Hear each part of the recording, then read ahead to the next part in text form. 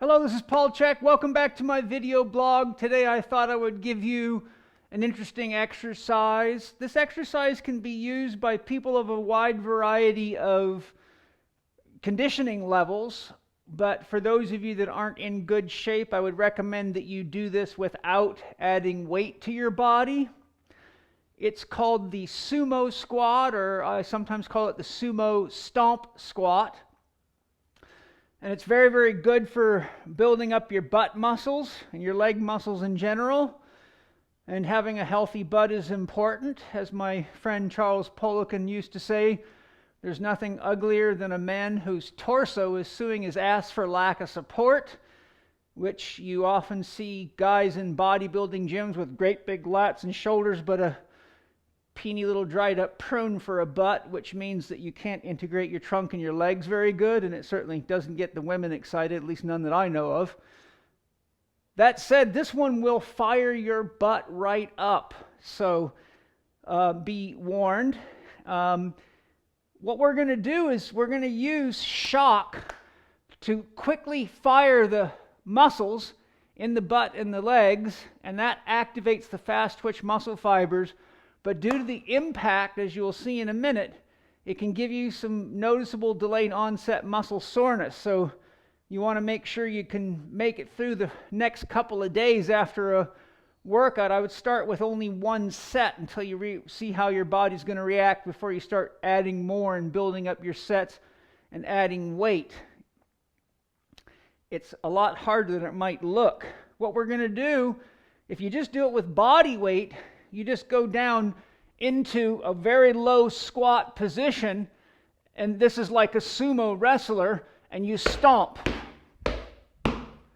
The harder you stomp the floor, the better it fires your fast twitch muscle fibers. So for the beginners who just want to use body weight, just getting down low, usually about 20 stomps is a good set, like that. The other thing is, if you've got any concern about your lumbar discs, you have to be very careful that when you get down in the bottom, you don't let your tail roll under, which is hard to do once you get below parallel. The pelvis is going to try to roll back. So if you're worried about that, then don't do this exercise. For those of you with healthy spines and are in good condition, then letting your back round a little bit in this natural movement is fine. It'll help strengthen the posterior ligamentous system. Shouldn't cause you problems. We used to do stuff like this out in nature all the time. And if you think about activities of daily living, or a carpenter picking up boards off the ground at work, these are not things that anybody with a healthy body should have a hard time doing.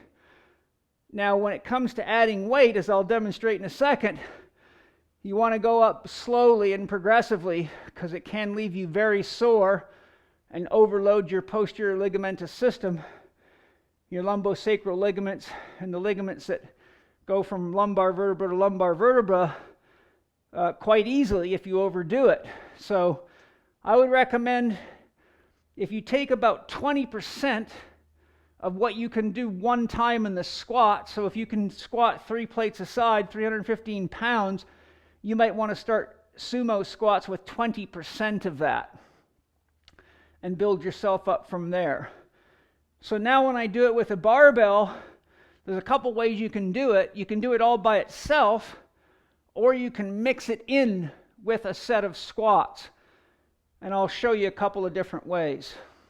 And I'm going to face you just so you can see me. I don't normally use squat cages backwards, but I'll do it for you guys. I like a low bar squat position because it doesn't put as much stress on the neck, although it does catch microphones quite nicely. Okay, so we'll come down. You want a nice open stance, i.e. sumo. Basically, your stance should be what would be comfortable for you to have a poop out in the woods. If you couldn't just sit there and have a poop, your legs are probably too close together, which is not a good idea for this type of squat.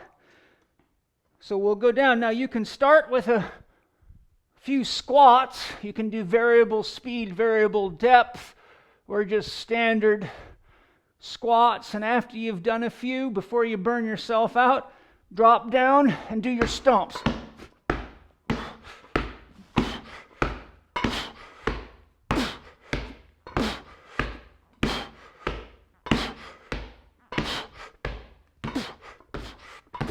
So that's 20, then I can finish with a few variable depth, bring my feet a little together, and that would be a set.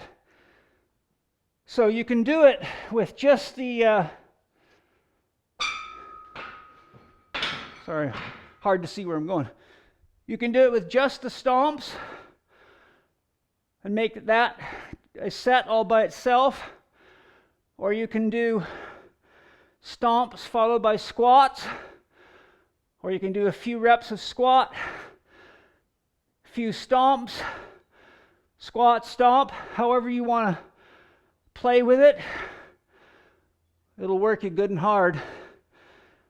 So take into precaution everything I said. Build yourself up slowly. Don't try it again unless you've had at least 3 full days to see how much post-exercise soreness you get. And remember, don't do it if you have any issues with old unresolved back injuries, or you're high risk for a disc problem.